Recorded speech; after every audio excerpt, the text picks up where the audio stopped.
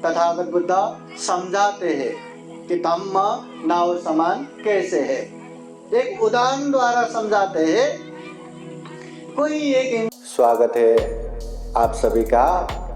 आप लोग देख रहे हैं बुद्धास टीचिंग चैनल और हम यहाँ महाकारुणिक तथागत बुद्ध और उनके शिक्षाओं के विषय में चर्चा करते हैं।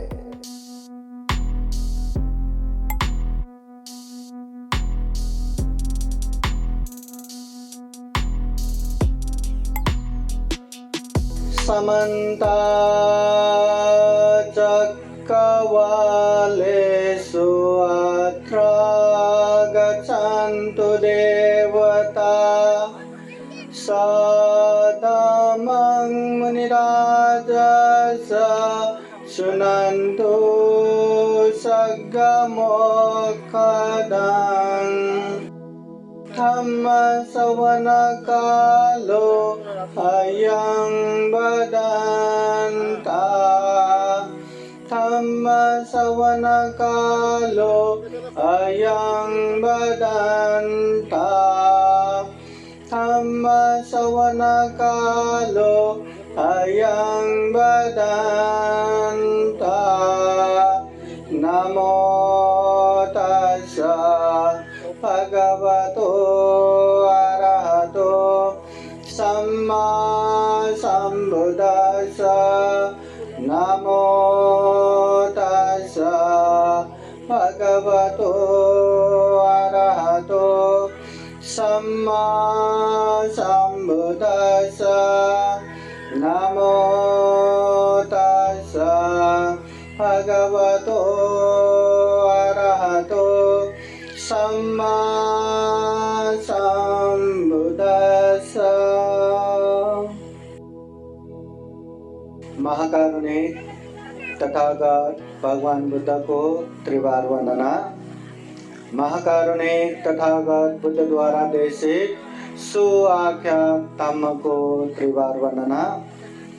महाकारुणिक तथागत बुद्ध के आर्य श्रावक संघ को त्रिवार वंदना। परम पूजनीय बोधिसत्व डॉक्टर बाबा साहब अम्बेडकर आज के विशेष तीसरी बौद्ध धम्म परिषद कांचन नगर एकदरा नांदेड़ में उपस्थित पूजनीय भिक्षु संघ श्रावणीगण श्रद्धावान उपासिका अनिता अर्जुनराव हिंगोले मैडम प्रमुख संपूर्ण परिवार बंधु बांधव और उपस्थित उपासक उपासिकाएं और प्रत्यक्ष अप्रत्यक्ष रूप से जुड़े हुए संपूर्ण श्रद्धा संपन्न बुद्धि संपन्न उपासक उपासिकाएं। सर्वप्रथम स्मृति शेष श्रद्धावान उपासक ये.पी. हिंगोले साहब के स्मृति शेष के उपलक्ष्य में ये बौद्ध धम्म परिषद का आयोजना हुआ है। ये तीसरी बौद्ध धम्म परिषद है। इस तरह का दो बौद्ध धम्म परिषद यही कांचन नगर एकदरा में होके जा चुके हैं और ये बौद्ध धम्म परिषद में दिशा विदिशाओं से पूजनीय भिक्षु संघ आते हैं और धम्म की बातें बुद्ध वाणी उपदेश देते हैं। ऐसे उपदेश में आप लोग प्रत्यक्ष सहभागी हुए हैं। बुद्ध कहते हैं कालेन धम्म श्रवणं ये तम मंगलम उत्तमं। ये उत्तम मंगल है। कौन सा उत्तम मंगल है? समय समय पर धम्म देशना सुनना, समय समय पर धम्म की चर्चा करना, ये उत्तम मंगल है, ये पुण्य कार्य है। ऐसे पुण्य कार्य में आप लोग प्रत्यक्ष सहभागी हो रहे हैं तो ये बहुत बड़ा पुण्य कार्य है। इस पुण्य के उपलक्ष्य में आप सभी के जीवन में बुद्ध का आशीर्वाद रहे, धम्म का आशीर्वाद रहे, संघ का आशीर्वाद रहे, ऐसे शुभ कामना शुभ आशीर्वाद प्रकट करते हैं। बोलिए साधु साधु साधु। ये प्रथमतः तीसरी बौद्ध धम्म परिषद के पहला उद्घाट के धम्म देशना है। इसलिए आप लोगों को ज़्यादा उपदेश की बातें न देते हुए कहानियों द्वारा आप लोगों को समझाते हैं। सर्वप्रथम परम पूजनीय बोधिसत्व डॉक्टर बाबा साहब अम्बेडकर ने जो धम्म की दीक्षा लिए और अपने समाज को भी दीक्षा दिया, वो धम्म क्या है, वो धम्म कैसा है, आप लोगों को बताता हूँ। एक समय महाकारुणिक तथागत बुद्ध धम्म की प्रचार प्रसार करते करते गांव नगर जनपद देश देशांतर चारिका करते करते एक गांव में पहुंचते हैं। जब तथागत बुद्ध वो गांव में पहुंचते हैं, गांव के लोग जब सुनते हैं अरे अपने गांव में साक्षात तथागत बुद्ध आए हैं, तो ढेर सारे लोग वहां जमा होते हैं। कोई तो बुद्ध को देखना था, किसी को तो बुद्ध का दर्शन करना था, किसी को तो बुद्ध की बातें सुनना था, किसी को क्या करना था। देखते ही देखते वहाँ ढेर सारे लोग जमा होते हैं और जमा हुए लोगों में से ही कुछ लोग तथागत बुद्ध को हाथ जोड़ते हुए प्रार्थना करते हैं, भगवान हमने आपके विषय में सुना है, पर ये जो गांव है, ये गांव में ढेर सारे धम्म के गुरु आके अपने अपने धम्म की बातें बताते हैं और धम्म की बातें बताने वाले हर धम्म गुरु यही कहते हैं, हम जो धम्म बताते हैं वही श्रेष्ठ है, वही उत्तम है। हमारे शरण में आओगे तो मोक्ष प्राप्त करोगे, अन्यथा महानरक में जाओगे। भगवान हमने तो ये धम्म भी सुना है, वो धम्म भी सुना है, ऐसा धम्म भी सुना है, वैसा धम्म भी सुना है, सभी धम्म सुना है, वास्तव में कौन सा धम्म श्रेष्ठ है, कौन सा धम्म उत्तम है। उस समय महाकारुणिक तथागत बुद्ध ऐसा नहीं कहते कि ये धम्म श्रेष्ठ वो धम्म श्रेष्ठ, जाने दो, मैं जो धम्म की बातें बताता हूँ वही धम्म श्रेष्ठ है, वही धम्म उत्तम है। मेरे शरण में आओगे तो दुख मुक्त निर्वाण प्राप्त करोगे, अन्यथा महानरक में जाओगे। तथागत बुद्ध ऐसा नहीं बताते। अगर बुद्ध भी ऐसा ही कहते तो बुद्ध और बाकी के धम्म गुरु में क्या ही फर्क रह जाता। तो बुद्ध कहते हैं, है उपासक उपासिकाएं, अमुक धम्म श्रेष्ठ है उत्तम है, अमुक धम्म श्रेष्ठ है उत्तम है, ये देखने से भी केवल दो बातें ध्यान रखो, केवल दो बातें ध्यान दो। जो धम्म ये दो बातें अच्छे से बताते हैं, सिखाते हैं, वही धम्म श्रेष्ठ है, वही धम्म उत्तम है। वो दो बातें क्या क्या? तो तथागत बुद्ध कहते हैं दुख और दुख मुक्ति।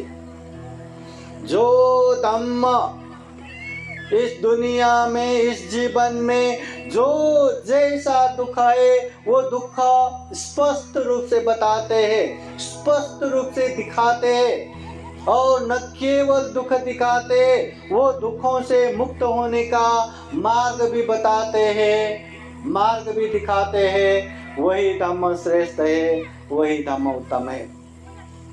केवल दुख बताना नहीं है, केवल दुख दिखाना नहीं है, दुख मुक्ति का मार्ग भी बताना है। और ऐसे दुख मुक्ति का मार्ग जिस मार्ग पे चलेंगे तो अवश्य भावी दुखों से मुक्त होना ही है, दुखों से मुक्त होता ही है।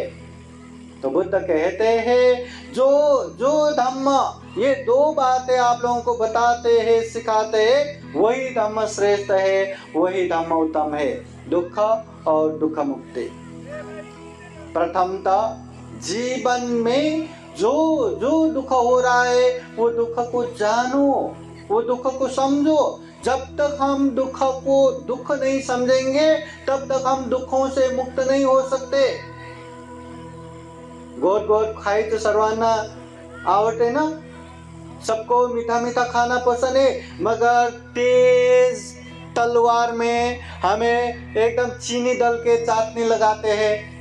खूब मीठा मीठा करके चाटते हैं, पर वो धारीले तलवार से घाव होगा, खून बहेगा, न जाने कितने कितने दुख कष्ट होगा, पता ही नहीं। बस हम भी जीवन में हर दुख में मतलब सुख ढूंढते रहते कि मानो हमें एकदम ये खुजाने वाला दाद आया है और उसको ही खुजाते, कितना आनंद खुजाते रहते। अरे वो खुजाने के बाद वो दाद और बढ़ जाएगा, वहाँ घाव हो जाएगा, वहाँ खून बह जाएगा, वो और बढ़ता जाएगा और दुख तकलीफ देगा, उसका हम ध्यान ही नहीं देते। इसलिए सर्वप्रथम दुख को दुख जानो। दुख से हमेशा तकलीफ ही होगा, अशांति होगा, ये जानो और दुख मुक्ति का मार्ग भी जानो। निश्चित रूप से हम वो धम्म को उत्तम कह सकते, वो धम्म को श्रेष्ठ कह सकते। तथागत बुद्ध उस समय उपासक उपासिकाओं को ऐसा भी कहते हैं, कोई भी बातें पहले से चले आए धम्म है करके आंख बंद करके स्वीकार करना नहीं है। कोई अच्छे व्यक्तित्व ने खूब अच्छे से बताया, इस माने में आंखें बंद करके स्वीकार करना नहीं है। कोई भी बातें धम्म ग्रंथ में ही उल्लेख हो, बताने वाले एकदम आकर्षक हो और आकर्षित रूप से बताया हो, न्याय संगत हो, तर्क संगत हो, जैसा हम चाहते हैं वैसे ही बताया हो, सुनने में भी खूब मजा आया हो, ऐसा वैसा करके आंखें बंद करके स्वीकार करना नहीं है। तथागत बुद्ध कहते हैं, सुनाथ तारेथ चराथ धम्म।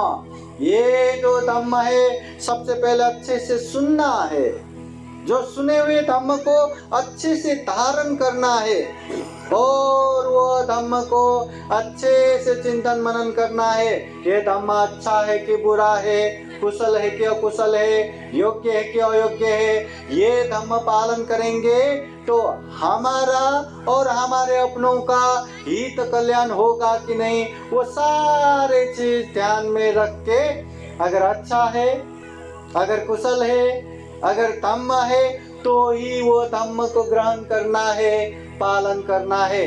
अगर अच्छा नहीं है तो वो धम्म से दूर रहना है। इसलिए कोई भी धम्म आंखें बंद करके स्वीकार करना नहीं है।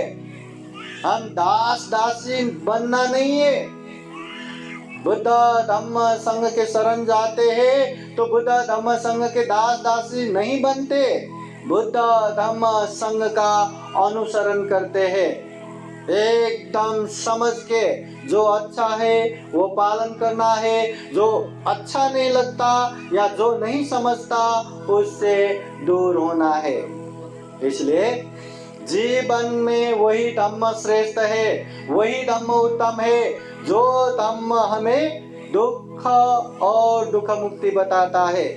अगर जीवन भर वो धम्म का पालन करने के बाद भी, अगर जीवन भर वो धम्म का अनुसरण करने के बावजूद भी अगर जीवन में जरा सा भी सुख नहीं मिलता, शांति नहीं मिलता, जरा सा भी दुखों से मुक्ति नहीं मिलता, तो वो धम्म कोई काम का नहीं। इसलिए दुख और दुख मुक्ति जो धम्म सिखाता है, बताता है, वही धम्म श्रेष्ठ है, उत्तम है। तथागत बुद्ध जो धम्म का उपदेश देते हैं वो धम्म नाव समान उपदेश देते हैं। नाव माहिती आहे ना, नाव माहिती आहे की नाही? हाँ आहे। नाव म्हणजे नाव जो नदी पार करने के लिए एक सागर के किनारे से दूसरे किनारे में जाने के लिए वो नाव काम आता है। नाव में बैठ के आराम से एक किनारे से दूसरे किनारे जा सकते हैं। तथागत बुद्ध कहते हैं ये जो धम्म हमने बताया है, सिखाया है, वो धम्म नाव समान है।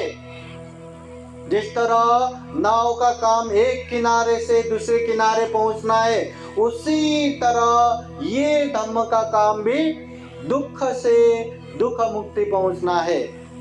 इस किनारे में दुख ही दुख भरा है, इस किनारे में अनेक तकलीफ भरा हुआ है, अनेक अशांति भरा हुआ है, और उस किनारे खूब सुख है, शांति है, दुख मुक्ति है, विमुक्ति सुख है।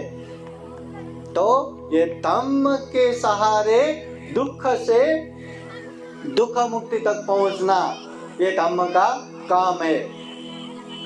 याद रखना, अगर ये धम्म का अनुसरण करते हुए, अगर ये धम्म का पालन करते हुए आप लोगों के जीवन में जरा सा भी सुख शांति न आता हो, तो समझ लेना धम्म सही धम्म नहीं है, या सही धम्म है, सही रूप से हमने उसे ग्रहण ही नहीं किया, हमने उसे पालन ही नहीं किया। धम्म को पालन करने से जीवन में सुख शांति आना ही है, आता ही है। धम्म को पालन करने से जीवन में आने वाले अनेक अनेक दुख अशांति से छुटकारा मिलना ही है। कोई व्यक्ति भोजन करे और उसका पेट न भरे, ऐसा कैसे होगा? या तो उसने खाया ही नहीं, या खाया तो भी जितना लगेगा उतना खाया ही नहीं, थोड़ा थोड़ा खा के छोड़ दिया, इसलिए उसका पेट ही नहीं भरा। तो उसी तरह धम्म को हमने ग्रहण ही नहीं किया, ग्रहण किया तो पालन ही नहीं किया, पालन किया तो भी थोड़ा थोड़ा ही पालन करके छोड़ दिया, तो धम्म हमारा कल्याण नहीं करता। धम्मो हवे रक्षतीति धम्मचारी, तथागत बुद्ध कहते हैं जो धम्म को पालन करता है, ऐसे धम्मचारी व्यक्ति का धम्म हमेशा कल्याण करता है। आप लोग भी देखना, आप लोगों के जीवन में अगर आप लोग धम्म करने वाले हो, धम्म पालन करने वाले हो, तो जीवन में कितना भी बड़ा बड़ा मुसीबत आए, वो कब कहाँ कैसे खत्म हो गया पता ही नहीं चलता। कितने बड़े दुखों का पहाड़ आता है, वो भी कब कहाँ कैसे खत्म हो गया पता ही नहीं चलता। मगर जो व्यक्ति धम्म का पालन नहीं करते, धम्म नहीं जानते, उसके जीवन में थोड़ा थोड़ा दुख आता है, छोटे छोटे इश्यू आता है, मगर वो बढ़ के इतना बड़ा हो जाता है कि जीवन को ही तहस नहस कर देता है। जीवन में बहुत बड़ा दुख अशांति का भूकंप ला देता है। इसलिए धम्म पालन करना और न करना बहुत ही अंतर है। जो धम्म का पालन करते हैं उसे सुख शांति आएगा। दुख हो तो भी दुख को यथाभूत कर सकेगा, मतलब जो दुख है उसको अच्छे से जान के, दुख के कारणों को जान के दुख मुक्ति के मार्ग पे आगे बढ़ पाएंगे। इसलिए धम्म पालन करना चाहिए, और जो धम्म पालन करने वाले धम्मचारी है, ऐसे धम्म पालन करने वाले धम्मचारी का धम्म ही हमेशा रक्षा करता है, धम्म ही हमेशा उसका आरक्षण करता है। इसलिए धम्म का अच्छे से पालन करना चाहिए। अभी तथागत बुद्ध ने धम्म नाव समान जो उपदेश दिया है, वो उपदेश बुद्धवाणी संग्रहित त्रिपिटक के सुत्त पिटक, विनय पिटक, अभिधम्म पिटक, ये 3 ग्रंथों में पहला ग्रंथ सुत्त पिटक। सुत्त पिटक में 5 निकाय ग्रंथ आता है, दीघ निकाय, मध्यम निकाय, संयुक्त निकाय, अंगुत्तर निकाय, खुदक निकाय। इसमें भी दूसरा ग्रंथ मध्यम निकाय के एक सुत्त अलग्गदूपम सुत्त में तथागत बुद्ध धम्म नाव समान है, इस तरह का उपदेश देते हैं। तथागत बुद्ध समझाते हैं कि धम्म नाव समान कैसे है। एक उदाहरण द्वारा समझाते हैं। कोई एक इंसान जंगल के राह में चल रहा था। अभी जंगल के राह में चलते चलते बहुत आगे बढ़ गया। अभी जंगल के राह कैसा रहता है, अभी रास्ता तभी पता चलता है जब वहाँ बहुत लोग आते जाते रहने वाला रास्ता प्रशस्त दिखता है। अगर वो रास्ते पे चलना छोड़ दे तो वहाँ झाड़ पेड़ पौधा उगना शुरू हो जाएगा, और झाड़ पेड़ पौधे आने से वो रास्ता भी खत्म हो जाता है। और जंगल का रास्ता कुछ ऐसा ही है। तो चलते वो इंसान जंगल के बीचों बीच पहुंचता है और बाद में देखता है कि रास्ता खत्म हो रहा है। चारों ओर जंगली जंगल, घना पेड़ ही पेड़, सूरज तक नहीं दिख रहा है। आगे देखो पेड़ ही पेड़, पीछे देखो पेड़ ही पेड़, दाएं देखो पेड़ ही पेड़, बाएं देखो पेड़ ही पेड़, हर तरफ पेड़ ही पेड़। अभी तो हालत ऐसा है कि वो कौन से रास्ते से आए, कौन से रास्ते से जाना है, कुछ भी दिखाई नहीं दे रहा है, कुछ भी समझ में नहीं आ रहा है। जाना कहाँ है, आए कौन से दिशा में, कुछ भी पता नहीं चल रहा है। तो वो घबरा जाता है। अरे जंगल का रास्ता, कभी भी जंगली जानवर आया तो उसका तो जान ही खत्म हो जाएगा। तो वो एकदम घबरा के इधर भागते उधर भागते, इस तरफ दौड़ते उस तरफ दौड़ते, मगर अफसोस कहीं भी रास्ता नहीं दिखता। वो और घबरा जाता है। जैसे जैसे समय गए वैसे वैसे घबराते, अब क्या करूं, रास्ता नहीं मिला तो उसका मरना तय है। अगर अंधेरा भी हो गया तो कहीं से भी जंगली जानवर आ गया तो उसका मरना तय है। वो और घबरा जाता है और इधर उधर भागते हैं और भागते अंततः वो जंगल के किनारे में पहुंच ही जाते हैं। और जंगल के किनारे में पहुंच के देखते हैं कि वहाँ बहुत बड़ा नदी है। नदी के उस किनारे देखते हैं वहाँ शांत है, और जो वो खड़े हैं वो जंगल के किनारे, वो देखते हैं अरे बाप रे, इतना जंगल है, कितना भयावह है। कभी भी जंगली जानवर आया तो उसका मृत्यु तय है, कभी भी वो मर सकता है। कितना भय है, कितना त्रास है। और जंगल के उस ओर देखते हैं तो वहाँ कोई भय नहीं, कोई त्रास नहीं, वहाँ शांत है, जीवन का कोई खतरा नहीं। तो वो चाहेंगे कि जंगल के उस किनारे पहुंचे, नदी के उस किनारे जाए, पर जाए तो जाए कैसे जाए? नदी इतना बड़ा कि वो तैर के नहीं जा सकता, और दूर दूर तक वहाँ पुल भी नहीं है। अब जाना है तो कैसे जाना है, कैसे जाएंगे? तो ऐसे में वो इंसान ने जंगल से पेड़ पौधे, अनेक तरह के रस्सी जैसे पेड़ पौधे लाके लकड़ियों को जमा करके एकदम उसको बांध के छोटा सा नाव तैयार कर देते हैं। नाव तैयार हो गया। जैसे ही वो नाव तैयार हो गया, वो नाव के सहारे नदी के इस किनारे से उस किनारे जाते हैं। बहुत मेहनत करते, बहुत परिश्रम लेते हैं, और अंततः वो उस किनारे पहुंच ही जाते हैं। अभी उस किनारे पहुंचने के बाद वो देखते हैं कि यहाँ कोई भी भय नहीं, कोई भी त्रास नहीं, जीवन में कोई भी खतरा नहीं।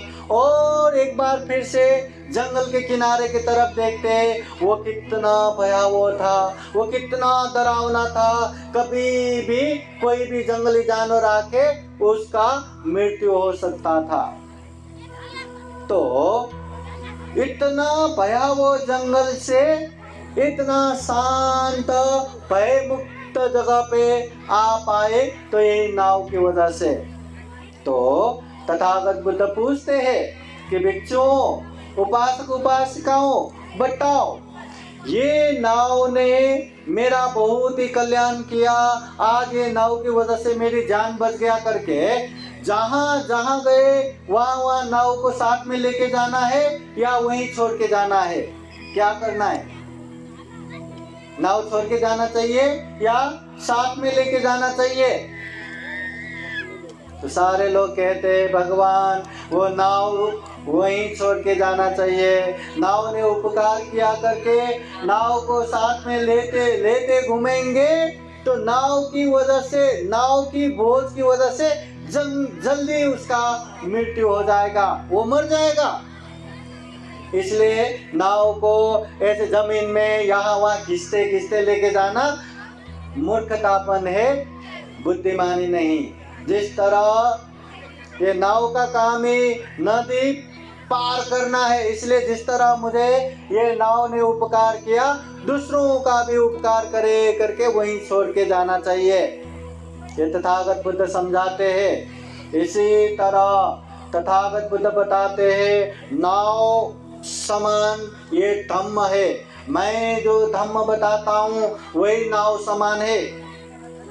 जीवन में अनगिनत दुख है, इतना दुख है, इतना तकलीफ है। जिसके पास धन संपत्ति है उसको भी अनगिनत दुख कष्ट है। जिसके पास धन संपत्ति बिल्कुल नहीं उसके पास भी अनगिनत दुख कष्ट है। जो अच्छे हैं उसके पास भी दुख है, जो बुरे हैं उसके पास भी दुख है।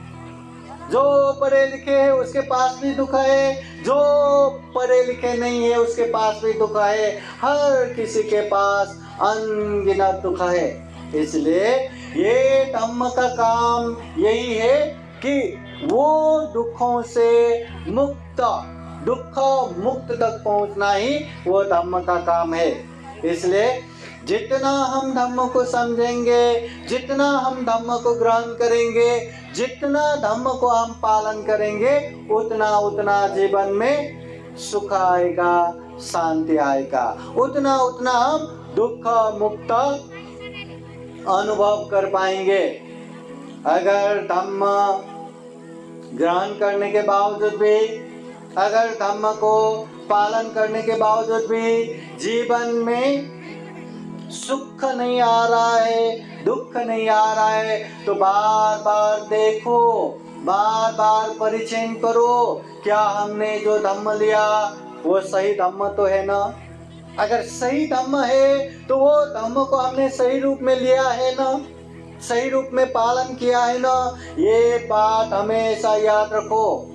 बुद्ध कहते हैं जीवन में ऐसे धम्म भी है जिस धम्म में जितना मेहनत करेंगे उतना हमारा हानि नुकसानी है।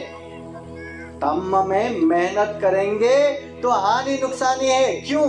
क्योंकि धम्म सही नहीं है। दुनिया में जो सही धम्म नहीं है, जो अच्छे धम्म नहीं है, ऐसे धम्म में जाके जितना मेहनत करेंगे, जितना परिश्रम करेंगे उतना जीवन में दुख और अशांति होगा, उतना नुकसानी होगा।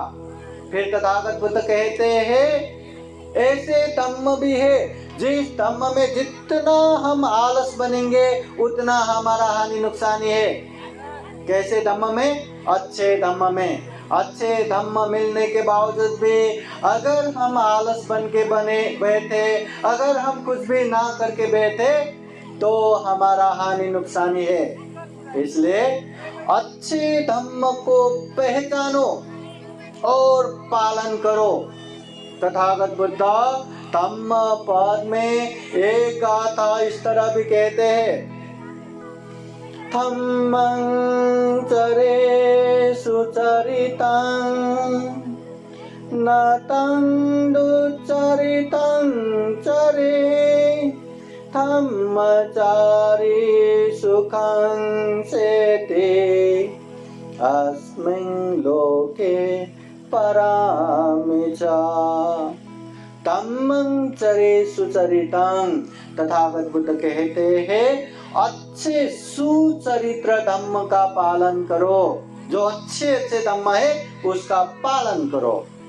दान देना अच्छा धम्म है कि नहीं है? तो पालन करो। शील पालन करना अच्छा धम्म है कि नहीं है? तो पालन करो। ध्यान साधना करना अच्छा धम्म है कि नहीं है? तो ध्यान साधना करो। धम्म देशना सुनना अच्छा धम्म है कि नहीं? अच्छा धम्म है कि नहीं है? तो अच्छे से धम्म देशना सुनो। धम्म की बातें दूसरों को बताना ये धम्म है कि नहीं है? तो अच्छे से लोगों को धम्म बताओ। तो दुनिया में जो जो अच्छे धम्म है उसे अच्छे से पालन करो। नतं दुच्चरितं धम्मे, दुनिया में जो जो गलत है, जो जो अकुशल है, जो जो पाप है, उससे दूर रहो। हिंसा करना अच्छा धम्म है कि बुरा धम्म है? हाँ, बुरा है, तो उससे दूर रहो। चोरी करना अच्छा है कि बुरा है? बुरा है, तो दूर रहो। काम मिथ्याचार व्यभिचार करना अच्छा है कि बुरा है? बुरा है, तो दूर रहो। झूठ असत्य बोलना ये अच्छा है कि बुरा है? बुरा है, तो दूर रहो। दारू नशा पता सेवन करना ये अच्छा है कि बुरा है? हाँ, बुरा है, तो उससे दूर रहो। दुनिया में जो जो गलत है, जो जो अकुशल है, जो करने से हमारा भी हानि नुकसानी होगा, अपनों का भी हानि नुकसानी होगा, ऐसे गलत धम्म का त्याग करो। ऐसे अकुशल पाप से दूर रहो। धम्मचारी सुखं सेते, ऐसे धम्मचारी जो गलत धम्म से दूर रहते, जो अच्छे धम्म का पालन करते हैं, ऐसे धम्मचारी व्यक्ति सुख पूर्वक रहता है। अस्मिन् लोके परम च, यहाँ भी सुख पूर्वक रहेगा, वहाँ भी सुख पूर्वक रहेगा, इधर भी सुख पूर्वक रहेगा, उधर भी सुख पूर्वक रहेगा, अभी भी सुख पूर्वक रहेगा, बाद में भी सुख पूर्वक रहेगा, इस दुनिया में भी सुख पूर्वक रहेगा, परलोक में भी सुख पूर्वक रहेगा, हमेशा सुख पूर्वक रहेगा। कौन सुख पूर्वक रहेगा? धम्मचारी व्यक्ति। कौन धम्मचारी? जो अच्छे धम्म का पालन करते हैं, जो बुरे धम्म से अलग रहते हैं। आप लोगों को सुख शांति पसंद है कि नहीं? पसंद है। जीवन में सुख शांति है कि नहीं है? नहीं है? जीवन में सुख ज्यादा है कि दुख ज्यादा है? हाँ, ज्यादा कौन सा है? सुख ज्यादा है कि दुख ज्यादा है? हाँ, कौन सा ज्यादा है? दुख ज्यादा है, सुख ज्यादा है? बगा, जो जो व्यक्ति जीवन में अच्छा पुण्य करेगा, अच्छा धम्म करेगा, उसके जीवन में सुख ही सुख है, ज्यादा से ज्यादा सुख है। पर जो व्यक्ति दुख आने वाला पाप अकुशल, हाँ, ऐसे ज्यादा ज्यादा करता है, तो उसके जीवन में दुख ही तो आएगा। पाप ज्यादा किया तो दुख ज्यादा, अकुशल ज्यादा किया तो दुख ज्यादा। इसलिए हमेशा पुण्य करना चाहिए, धम्म करना चाहिए। उपासक उपासिकाएं, जितना हम पुण्य करेंगे, जितना हम धम्म करेंगे, उतना ही जीवन में सुख शांति आएगा, ये तथागत बुद्ध कहते हैं। एक समय तथागत बुद्ध के पास एक उपासक आते हैं और प्रश्न करते हैं, भगवान, इस दुनिया में इंसान इंसान होके भी एक समान क्यों नहीं है? इंसान इंसान एक समान आहे का? नहीं आहे ना। इंसान इंसान ही तो है। देखो, वैसे ही हाथ है, वैसे ही पैर है, वैसा ही चेहरा, इंसान सब वैसा ही है। पर इंसान इंसान होके भी एक समान नहीं है। कोई अल्पायु है, जल्दी मर जाता है, माँ के पेट में ही मर जाता है, जन्म होते ही मर जाता है, बालक काल में ही मर जाता है, जवानी में ही मर जाता है। और कोई दीर्घायु है, बहुत समय तक जीते हैं। इंसान इंसानों के एक समान क्यों नहीं है? कोई बहुत ही धनवान है और कोई बहुत ही दरिद्र गरीब है। इंसान इंसानों के एक समान क्यों नहीं है? कोई बहुत ही विद्वान है और कोई ज्यादा ही अज्ञानी है। इंसान इंसानों के एक समान क्यों नहीं है? कोई बहुत ही ताकतवर है और कोई बहुत ही एकदम कमजोर है। इंसान इंसानों के एक समान क्यों नहीं है? कोई दिखने में बहुत ही खूबसूरत है और कोई दिखने में बहुत ही घिनौना है। इंसान इंसानों के एक समान क्यों नहीं है? कोई जन्म होते लाखों लोगों का सलामी मिलता है, उच्च कुल में जन्म होता है, और कोई जन्म होते ही नाले में कचरे में फेंका जाता है। तो इंसान इंसानों के एक समान क्यों नहीं है? कोई जन्म से ही इतने बीमार और कोई बीमारी नहीं, बहुत ही निरोग है, सुस्वस्थ है। इंसान इंसानों के एक समान क्यों नहीं है? इंसान तो इंसान है, पर इसके बावजूद भी इंसान इंसानों में एक समान नहीं है। क्यों? उस समय तथागत बुद्ध इसका जवाब देते हैं, और जवाब देते हुए तथागत बुद्ध एक गाथा में बताते हैं। बुद्ध बताते हैं, सब्बे सत्ता कम्म सका कम्म दायादा कम्म योनि कम्म बंधो कम्म पति शरणा यं कम्मं करिसन्ति कल्याणं वा पापकं वा तत्सदायादा भविष्यन्ति। सब्बे सत्ता कम्म सका। तथागत बुद्ध कहते हैं, ये जो भी हो रहा है, ये जैसा भी हो रहा है, सब अपना अपना कर्म की वजह से ही है। अपने अपने कर्म की वजह से ही ये इंसान इंसानों में विभेदता है।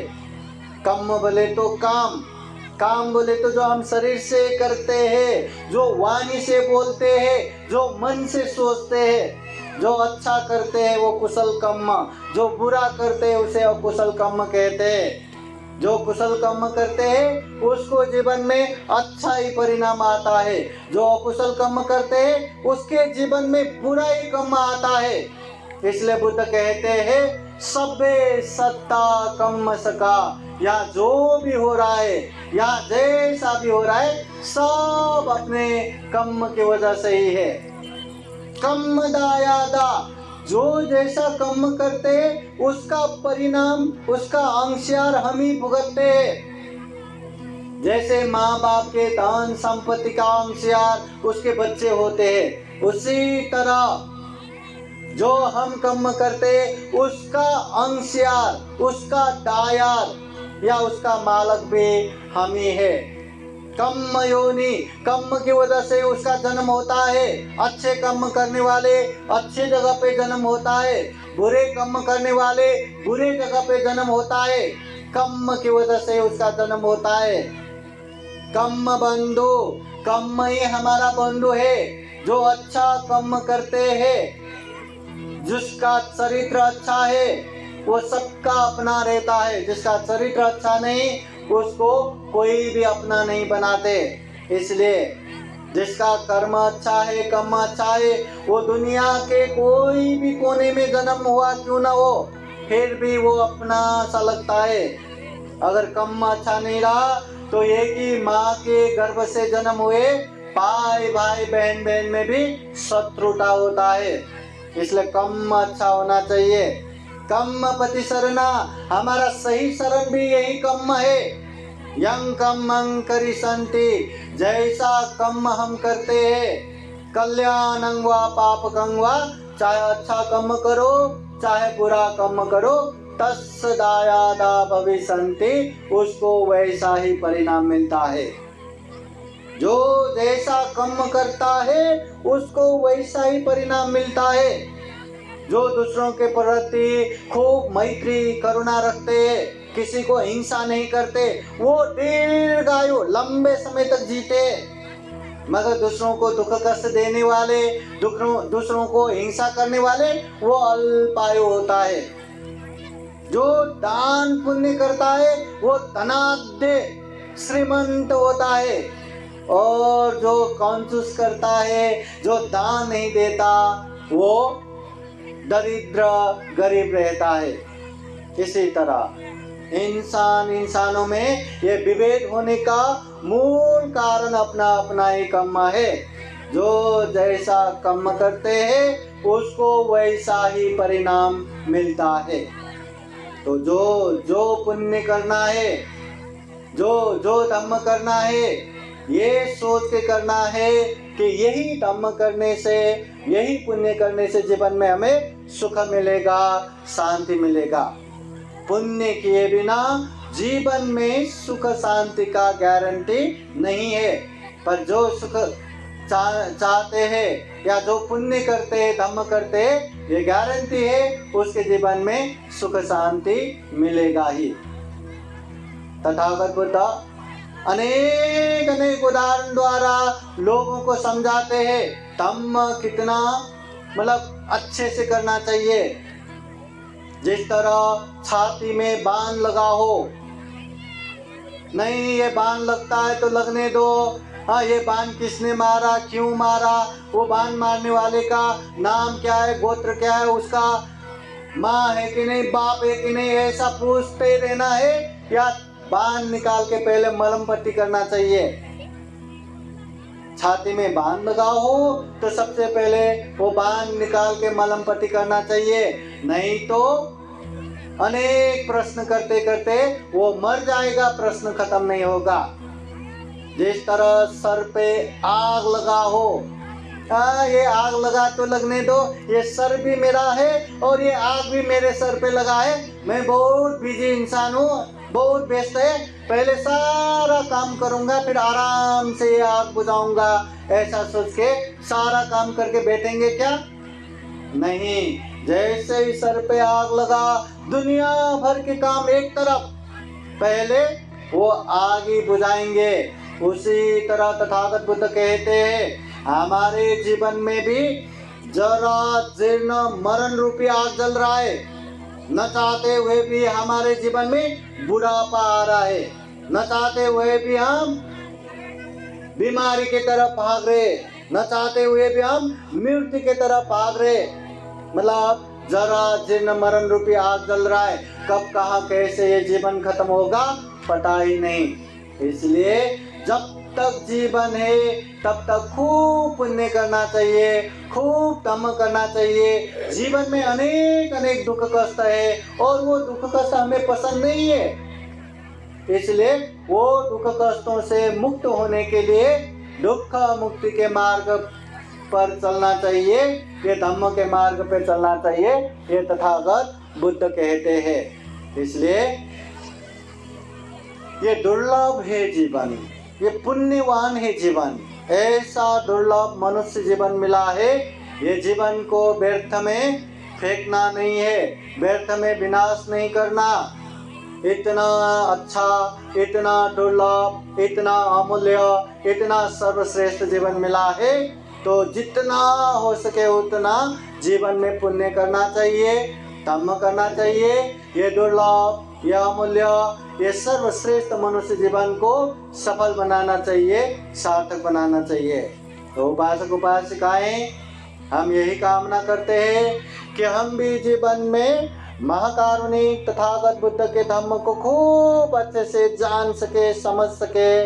बाबा साहब ने ये धम्म का दीक्षा न केवल खुद ने लिया, अपने समाज को भी ये धम्म की दीक्षा दिया, तो वो धम्म को जान के समझ के व्यवहार में भी पालन कर सके, अपने अपने जीवन को सफल बना सके, सार्थक बना सके, अंत में जन्म जरा व्याधि मरण से मुक्त निर्वाण तक प्राप्त कर सके, ऐसे कामना करते हैं। फिर एक बार आज कांचन नगर एकदरा नांदेड़ में तीसरी बौद्ध धम्म परिषद संपन्न हो रहा है।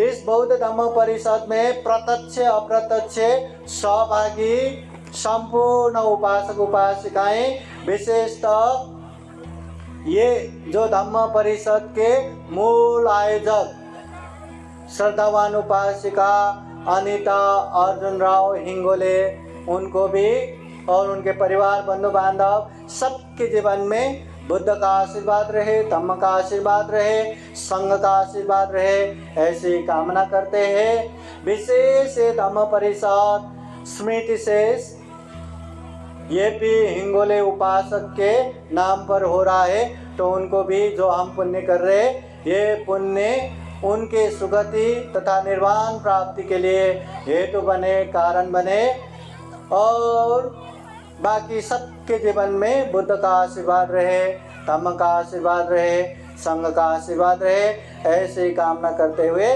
ये धम्म देशना यहीं समापन करते हैं। और ये उद्घात के धम्म देशना भी यहीं समापन करते हैं। सबका मंगल हो, सबका कल्याण हो। भवतु सर्वमंगलं, भवतु सर्वमंगलं, भवतु सर्वमंगलं। साधु साधु साधु।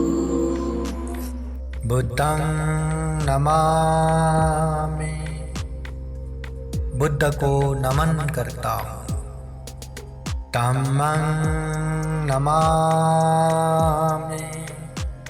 धम्म को नमन करता हूँ। संघं नमामि, संघ को नमन करता हूँ।